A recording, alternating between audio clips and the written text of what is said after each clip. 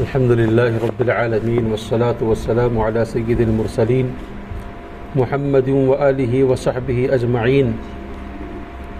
أما بعد فأعوذ بالله من الشيطان الرجيم. بسم الله الرحمن الرحيم. يا أيها الذين آمنوا اذكروا الله ذكرا كثيرا وسبحوه بكرة وأصيلا. وقال الله عز وجل الذين آمنوا وتطمئن قلوبهم بذكر الله ألا بذكر الله تطمئن القلوب. صدق الله العظيم. اللهم صل على محمد النبي الأمي وعلى آله وأصحابه وبارك وسلم تسليما كثيرا كثيرا. أما بعد. محترم و معزز خواتین اسلام، السلام علیکم ورحمۃ اللہ وبرکاتہ. اللہ رب العزت کا بے انتہا فضل و کرم، اس کا احسان کہ اس رب کائنات نے ہماری اس مختصر سی زندگی میں پھر سے ایک مرتبہ اس کی دین کی باتوں کو سننے اور سنانے کا موقع عنایت فرمایا. دعا کیجیے اللہ تبارک تعالی جو کچھ کہا جائے گا، سنا جائے گا، کہنے والے کو، سننے والوں کو عمل کی توفیق عطا فرمائے.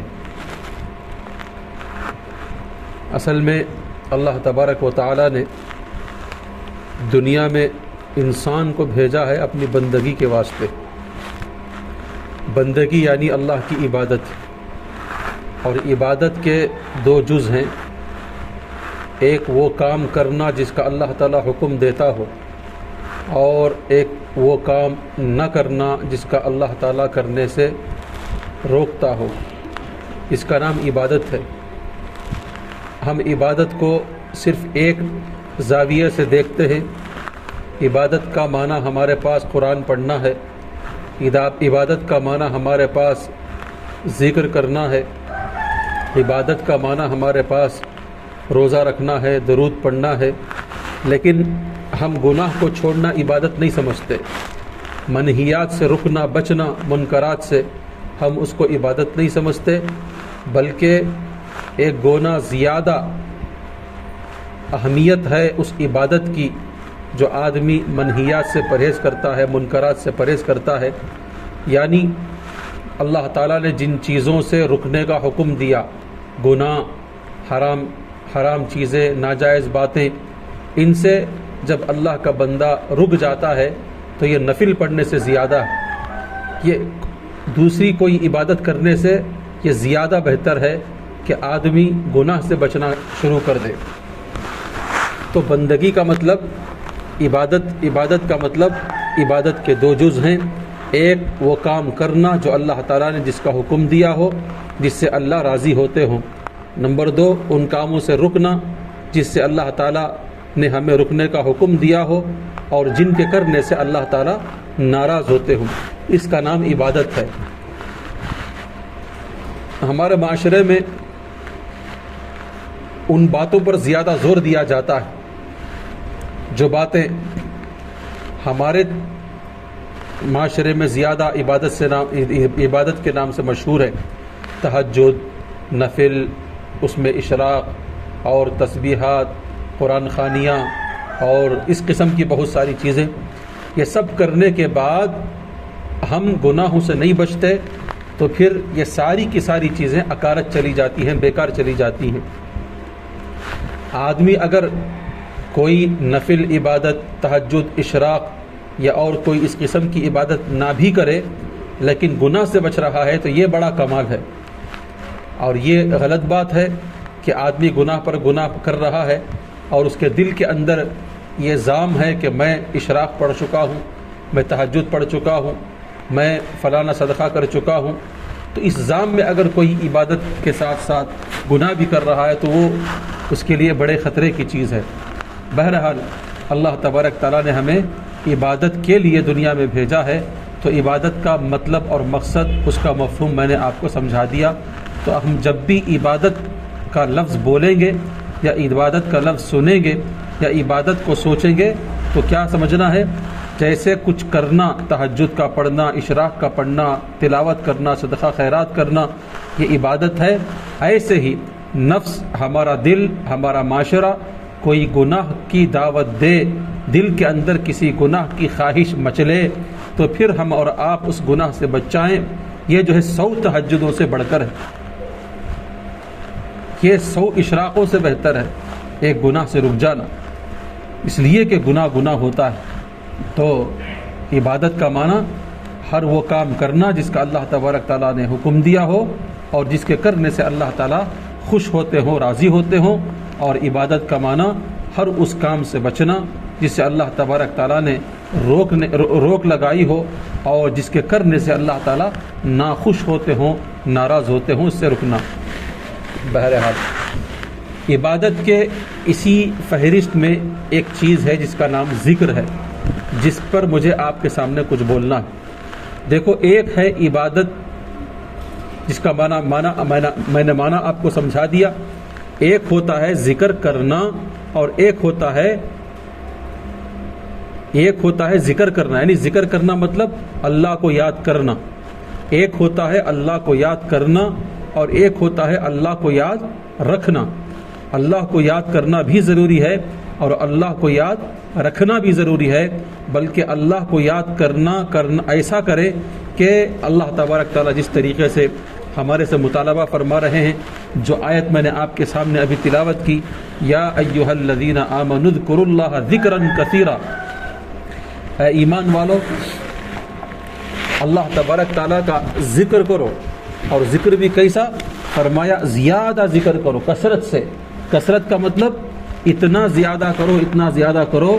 حدیث پاک کے اندر آیا اللہ کو یوں یاد کیا کرو کہ لوگ تمہیں مجنون کہنے لگے. اٹھتے بیٹھے ذکر، چلتے پھرتے ذکر، ذکر ہی ذکر، ذکر ہی ذکر، لوگ تمہیں مجنون کہنے لگے. یعنی دیوانگی کی حد تک ہم اور آپ کو اللہ کو یاد کرنے کی ضرورت ہے.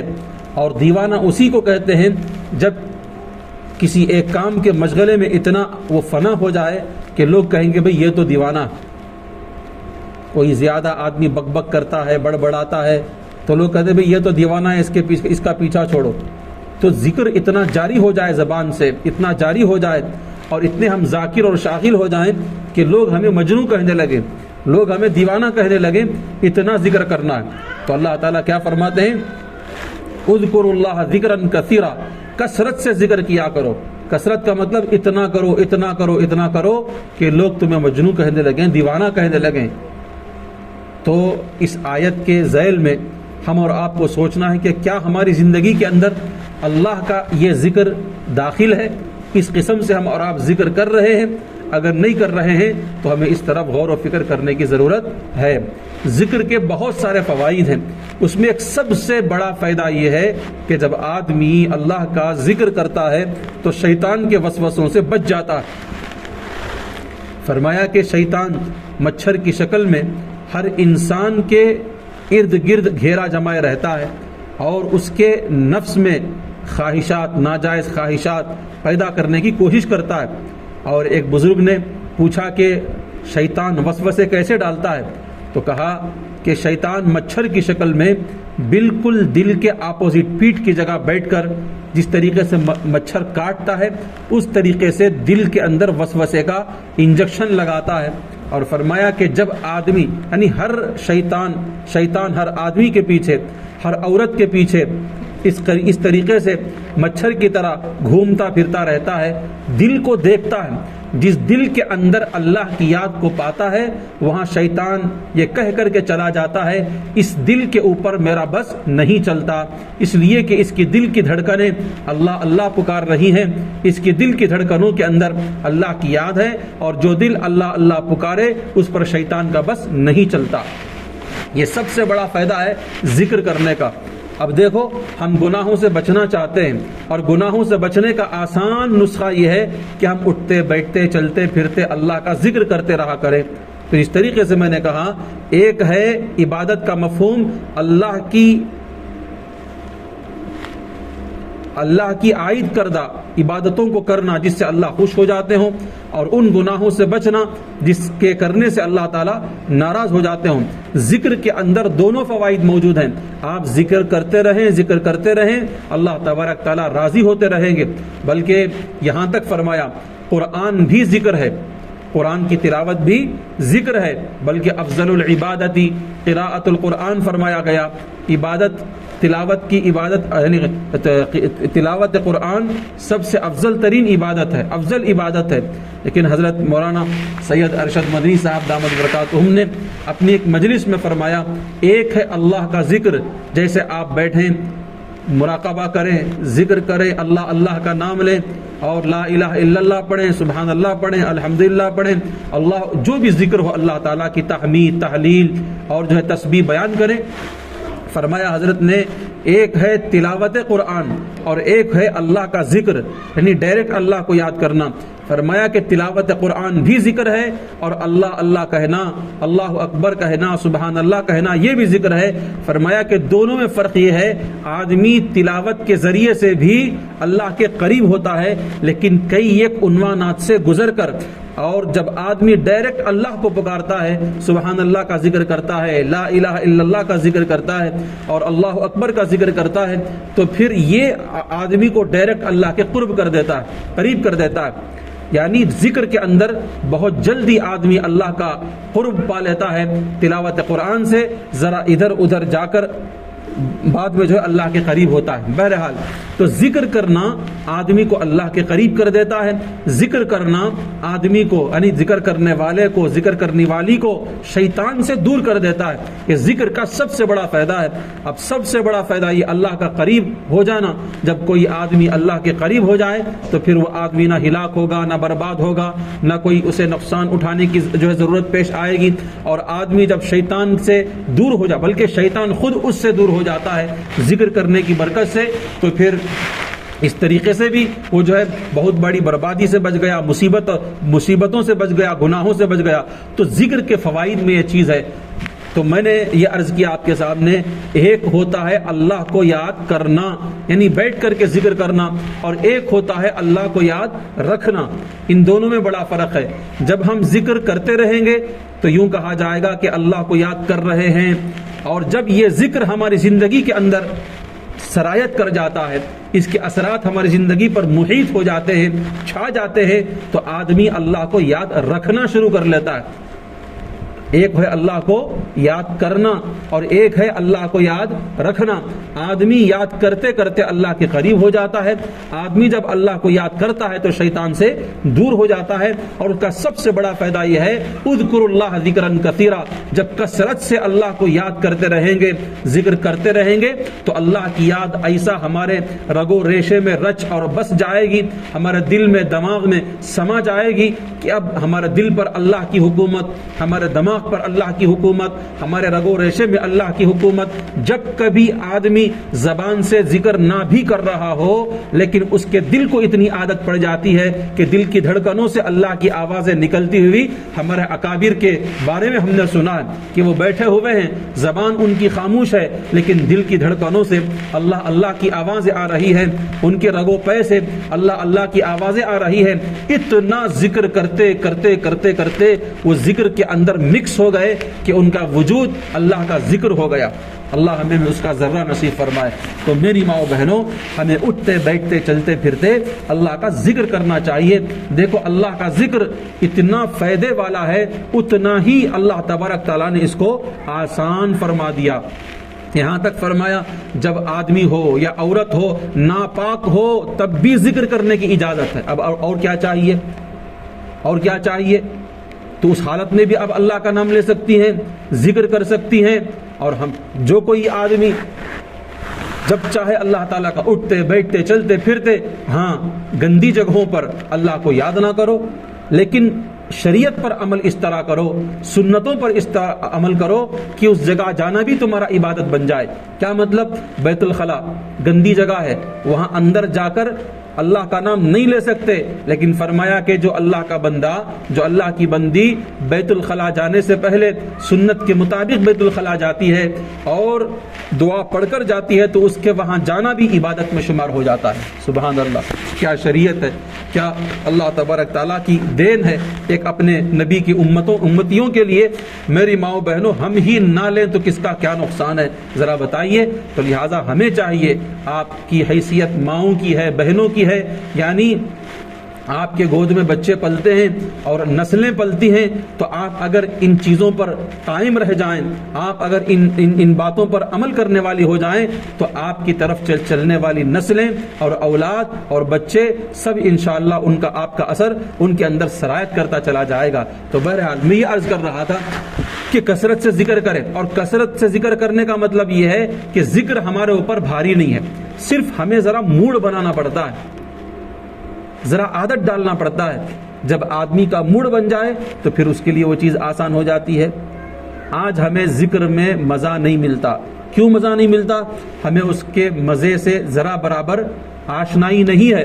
میں ہمیشہ عرض کیا کرتا ہوں، ہمیں عبادتوں کا مزہ نہیں ملتا۔ کیوں نہیں ملتا؟ اس لیے کہ ہمیں عبادت جس طریقے سے کرنا چاہیے اس طریقے سے ہم نہیں کرتے۔ کیا مطلب؟ گناہ کو چھوڑو پھر عبادت کرو، عبادت کا بہت جلد نفع حاصل ہونا شروع ہو جاتا ہے، عبادت کا بہت جلد مزہ ملنا شروع ہو جاتا ہے۔ اس کی مثال یہ ہے کہ کسی کو بخار ہے تو بخار والی زبان کو بریانی کا مزہ نہیں معلوم ہوتا، اور بخار زدہ منہ کو مٹھے کا مزہ نہیں معلوم ہوتا۔ سارے لوگ مزے لے کر کے کھا رہے ہیں، بخار والا وہی بریانی کا لقمہ ڈال کر خے کر رہا ہے۔ سارے لوگ آپ کا بستی کا مظفر جو ہے بہت شوق سے کھا رہے ہیں، لیکن وہی بخار والا ایک دو چاول اپنے منہ میں ڈال کر اسے متلی سی آ رہی ہے۔ کیا مطلب ہے؟ قصور کس کا ہے؟ آپ کا مظفر اچھا ہے، آپ کا متنجن اچھا ہے، آپ کی بریانی مزیدار ہے، لیکن اس کا منہ بخار زدہ ہو گیا، بولتے نہیں منہ کڑوا ہو گیا۔ تو بخار کی وجہ سے جس کا منہ کڑوا لگ جائے، قسم کھائی جا سکتی ہے کہ بریانی کے اندر لذت ہے، لیکن بخار زدہ منہ کو جسے بخار آ گیا ہو، جس کی زبان کڑوی ہو گئی ہو، اسے بریانی کی لذت نہیں ملتی۔ اسی طرح میری ماؤں بہنوں، ہم گناہ زدہ ہیں، سر سے لے کر پاؤں تک گناہ ایسا رچ بس گیا ہے کہ اللہ کی لذت ہمیں محسوس نہیں ہوتی۔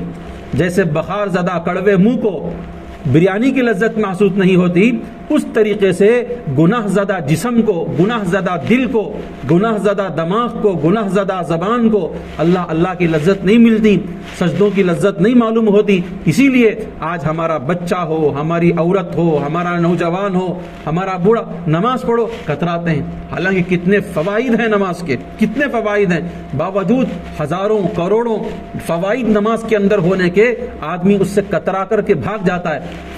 وہاں جا کر سردی میں دھوپ میں 100 کیجی کے موٹے اٹھانا آسان ہے، اللہ کے گھر میں فین کے نیچے کھڑے ہو کر ٹھنڈے پانی میں وضو کر کے پاک ماحول میں اللہ کے سامنے جھکنا یہ مشکل ہو جاتا ہے۔ کیوں؟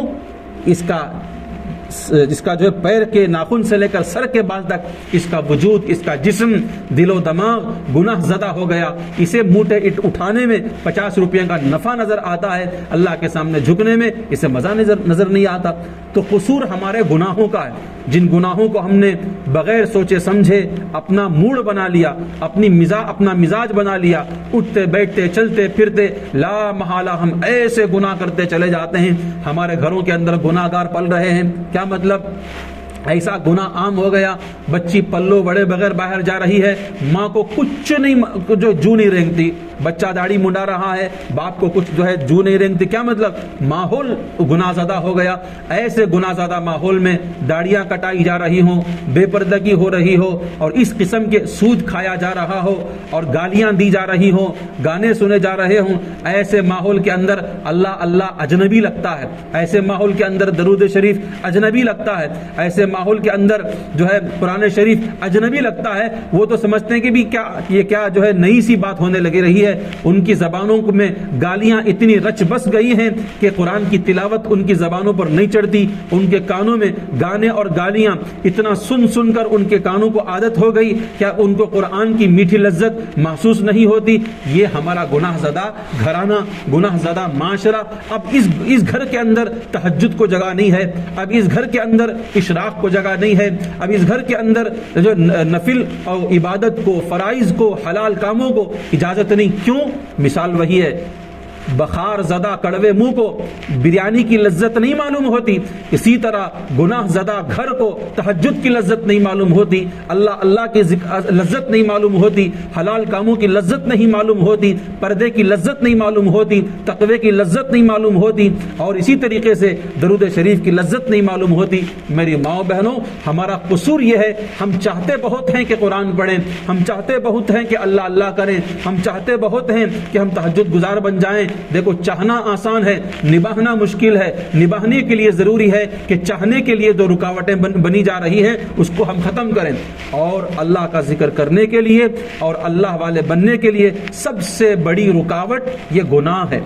جب ہم گناہ سے دور ہو جائیں گے، آٹومیٹک عبادت سے متصف ہوتے چلے جائیں گے اور عبادت سے ہم قریب ہوتے چلے جائیں گے۔ تو بہرحال ایک ہوتا ہے اللہ کو یاد کرنا، نماز سے، قرآن سے، ذکر کی مجلسوں سے، ذکر کی حلقوں سے، یہ اللہ کو یاد کرنا ہوا، اور ایک ہوتا ہے اللہ کو یاد رکھنا۔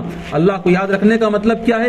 جب کبھی تمہارا تقاضا گناہ کا آئے، فوراً اپنے آپ سے کہو کہ گناہ کروں گی لیکن 1 منٹ کے بعد۔ یہ بھی ایک مراقبہ ہے، یہ بھی ایک مراقبہ ہے۔ گناہ کروں گی لیکن اپنے نفس سے کہو 1 منٹ کے بعد، اور پھر دل کے اندر یہ مراقبہ کرو، اچھا میں گناہ جو کرنے جا رہی ہوں اس کو ضرور کروں گی، لیکن یہ کہ کوئی نہ دیکھے، یہاں تک کہ اللہ بھی نہ دیکھے۔ میں گناہ کروں گی اس شرط پر کہ کوئی نہ دیکھے، یہاں تک کہ اللہ بھی نہ دیکھے۔ جب آپ کا ایمان اندر سے یہ کہے کہ اللہ نہیں دیکھ رہا ہے تو پھر کرو۔ ایسا کون سا ایمان والا ہے جس کا ایمان یہ ہو کہ اللہ نہ دیکھ رہا ہو؟ میری ماؤں بہنوں، گناہ میں جسارت اسی وقت ہوتی ہے جب اللہ کو ہم بھلا دیتے ہیں، اللہ کو ہم یاد نہیں رکھتے۔ یاد تو کر لیتے، نماز پڑھ رہے ہیں، اللہ کو ہم نے یاد کر لیا، کھانے کے بعد کی دعا پڑھی، اللہ کو ہم نے یاد کر لیا، ذکر کیا، اللہ کو یاد کر لیا۔ اللہ کو یاد کرنا یہ وقتی طور پر ہے، اللہ کو یاد رکھنا یہ کل وقتی طور پر ہے۔ ہمیں چاہیے کہ اللہ کو یاد رکھتے بھی رہیں، اللہ کو یاد کرتے بھی رہیں، صبح و شام۔ وسبحوہ بکرۃ واصیلا، صبح و شام اللہ تعالیٰ کی تسبیح بیان کرتے رہو، اور دن بھر اسی استحضار میں رہو، اللہ مجھے دیکھ رہے ہیں، اللہ مجھے دیکھ رہے ہیں، اللہ مجھے دیکھ رہے ہیں۔ یہ بھی بہت اعلیٰ قسم کا ذکر ہے۔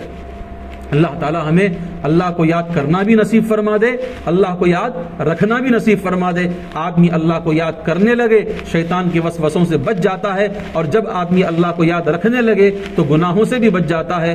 یہ یاد کرنے کا ایک جو ہے فائدہ ہے، یاد رکھنے کا بہت بڑا فائدہ ہے۔ ہم اٹھتے بیٹھتے چلتے پھرتے ہمیشہ یہ کام کرتے ہیں، اللہ مجھے دیکھ رہے ہیں، اللہ مجھے دیکھ رہے ہیں۔ وہ واقعہ آپ کو یاد ہوگا، حضرت عمر رضی اللہ تعالیٰ عنہ جا رہے ہیں اپنے خلافت کے دور میں، اپنی امارت کے دور میں، تو لہذا حضرت عمر رضی اللہ تعالیٰ عنہ گزر رہے ہیں۔ ایک ماں اپنی بچی سے کہہ رہی ہے، بچی دودھ میں پانی ملا دے، بیٹی دودھ میں پانی ملا دے۔ تو بیٹی نے کہا کہ نہیں، عمر کو پتا چلے گا تو پھر عمر کے کوڑے برسیں گے۔ تو ماں نے کہا کہ بیٹی عمر کہاں دیکھ رہا ہے؟ تو بیٹی نے فوراً کہا، عمر نہیں تو کیا، عمر کا اللہ دیکھ رہا ہے، عمر نہیں تو کیا، عمر کا اللہ دیکھ رہا ہے۔ بس حضرت عمر رضی اللہ تعالیٰ عنہ کو اتنا اس اطمینان سے جواب ملا کہ آپ کو وجد طاری ہو جاتا تھا۔ ایسا ہی ایک قصہ ہے شاید حضرت ابن عمر کا یا کسی اور کا، کہ بکریوں کا ریوڑ ہے، اور یہ گئے صحابی جا کر کے کہا کہ ایک بکری دودھ دے دے، بکری دے دے۔ اس نے کہا کہ یہ تو مالک کے بکریوں کی، یہ بکریاں مالک کی ہیں۔ اس نے کہا مالک تھوڑی تجھے یہاں دیکھ رہا ہے۔ کہا کہ مالک نہیں تو کیا، فَأَيْنَ اللَّهُ، اللہ کہاں گیا، اللہ تو دیکھ رہا ہے۔ تو دیکھو کتنا استحضار تھا۔ خدا کرے کہ ہمیں بھی اس جو ہے بیٹی جیسا ایمان ہمیں مل جائے۔ ماں نے جب کہا دودھ میں پانی ملاؤ تو اس نے کہا کہ اللہ دیکھ رہا ہے۔ میری ماں و بہنوں، اصل ذکر تو یہی ہے، ذکر کرتے رہنا چاہیے صبح و شام، اور اللہ کو یاد کرتے اللہ تعالیٰ کو یاد رکھتے رہنا بھی چاہیے۔ اور ذکر بڑا آسان ہے، ذکر بڑا آسان ہے، نہ اسے ہاتھ ہلانے کی ضرورت ہے، نہ سر ہلانے کی ضرورت ہے۔ بس آپ اندر ہی دل کے اندر ذکر قلبی کرو، ذکر لسانی کرو، جو چاہے آپ کر سکتے ہیں۔ زبان ہلاؤ بھی نہیں، بس دل کی دھڑکنوں سے اللہ اللہ کی عادت ڈالتے رہو، یہ بھی اللہ تعالیٰ کا ذکر ہے۔ بس اللہ تبارک تعالیٰ سے دعا ہے اللہ تبارک تعالیٰ ہم تمام کو کہنے سننے سے زیادہ عمل کی توفیق عطا فرمائے، ذکر والی زندگی نصیب فرمائے، ذکر والی موت نصیب فرمائے، آمین وآخر دعوانا اللهم صل على محمد وعلى آل محمد وبارك وسلم.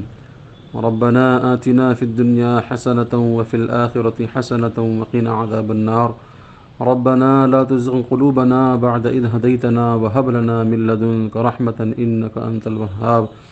اللهم إنا نسألك الهدى والتقى والعفاف والغنى. اللهم لا تقتلنا بغضبك ولا تهلكنا بعذابك وعافنا قبل ذلك. اللهم أنت السلام ومنك السلام تباركت يا ذا الجلال والإكرام. اللهم إنك عفو تحب العفو فاعف عنا. اللهم متعنا بأبصارنا وأسماعنا وقواتنا أبدا ما أبقيتنا. اللهم إنا نجعلك في نحورهم ونعوذ بك من شرورهم. اللهم اكفنا بحلالك عن حرامك وأغننا بفضلك عمن سواك. اے اللہ ہمارے گناہوں کو معاف فرما، ہمارے خطاؤں کو درگزر فرما. اے اللہ جتنے لوگ تیری اس مجلس میں ہاتھ اٹھا کر تجھ سے مانگ رہے ہیں تمام کے جائز مقاصد کو تو پورا فرما. کوئی بیمار ہے ان کو شفا عطا فرما، کوئی مقروض ہے ان کی قرض کی ادائیگی کی شکلیں صورتیں پیدا فرما. یا اللہ کوئی مرحوم ہے ان کی مغفرت فرما. یا اللہ زندوں کی بھی مغفرت فرما، مردوں کی بھی مغفرت فرما. ہر ایک تیری مغفرت اور تیرے فضل کا محتاج ہے میرے مولا. تیرا فضل زندوں کے لیے شامل حال فرما، مردوں کے لیے بھی. اے میرے مالک مغفرت کے فیصلے فرما. اے اللہ توبہ والی زندگی نصیب فرما، سنتوں والی زندگی نصیب فرما. بے اولاد کو اولاد عطا فرما، بے روزگار کو روزی عطا فرما، بے گھروں کو گھر عطا فرما. یا اللہ جو جس سکون جس ضرورت سے محروم ہے میرے مالک تو بخش دے، تو عطا فرما دے. یا اللہ تو عطا فرما دے. یا اللہ سب کو سکون کے فیصلے فرما، راحت کی زندگی کے فیصلے فرما، خوشی و اطمینان و سکون کی زندگی کے فیصلے فرما. یا اللہ جو بیمار ہیں ان کو شفا عطا فرما. بہت سارے لوگ اسپتالوں میں پڑے کر رہ رہے ہیں میرے مالک، ان کے حال پر رحم فرما، عافیت کا معاملہ فرما، خیریت کا معاملہ فرما. یا اللہ بہت سارے تیرے بندے بندیاں میرے مالک ذکر و اذکار میں لگے ہوئے، ان کے اذکار کو تو قبول فرما، دنیا بھی اچھی کر دے، آخرت بھی اچھی کر دے، قبر و حشر اچھی کر دے. یا اللہ جو لوگ دعاؤں کی درخواست کرتے ہیں کہ تمام کے جائز مقاصد کو تو پورا فرما. اے اللہ جو علماء گرفتار ہوئے ہیں اللہ ان کی رہائی کے فیصلے فرما، بالخصوص مولانا کلیم صدیقی صاحب کی رہائی کے فیصلے فرما. اور بھی بہت سارے مسلمان پریشانیوں کا گرفتاریوں کا شکار ہیں میرے مالک. یا اللہ دشمنوں کے جال سے، دشمنوں کی چال سے میرے مالک تمام مسلمانوں کی حفاظت فرما. اے اللہ بالخصوص ہمارے ملک میں آج مسلمان نشانے پر ہے میرے مالک. یا اللہ ان کو آزاد فرما، سکون عطا فرما. یا اللہ ہمیں وہ اعمال کرنے کی توفیق عطا فرما جس کی وجہ سے ہمیں کامیابی اور سکون اور راحت اور امن نصیب ہو. اے اللہ ہر قسم کی ناچاقیوں سے، آپسی اختلافات سے ہماری حفاظت فرما. ایک بنا دے، نیک بنا دے، آپسی اتفاق و اتحاد عطا فرما دے.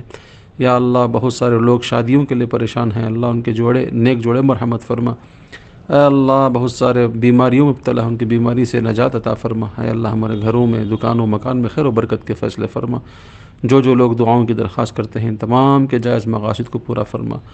خانقاہوں کی حفاظت فرما، جماعتوں کی حفاظت فرما، جمعیتوں کی حفاظت فرما، مدارس کی حفاظت فرما، مسلمانوں کی حفاظت فرما. چہار دانگ عالم میں جہاں کہیں مسلمان رہتا بستا ہے سب کی تو حفاظت فرما. عزت والی زندگی، عزت والی موت عطا فرما. اے میرے مالک تو نے ہمیں زندگی اچھی دی ہے، تیرا لاکھ لاکھ شکر ہے. اس زندگی کے ہم مستحق نہیں تھے، تیرا کرم ہے، تو نے ہمیں عزت والی راحت والی زندگی عطا فرمائی. اے میرے مالک اور ایک کرم کر دے، ہمارے لیے اچھی موت، توبہ والی کلمے والی موت کے نصیب فیصلے فرما. اس دعا کو نبی کریم محمد رسول اللہ صلی اللہ علیہ وسلم کے صدقے میں قبول فرما. برحمتک یا ارحم الراحمین. الحمد للہ رب العالمین.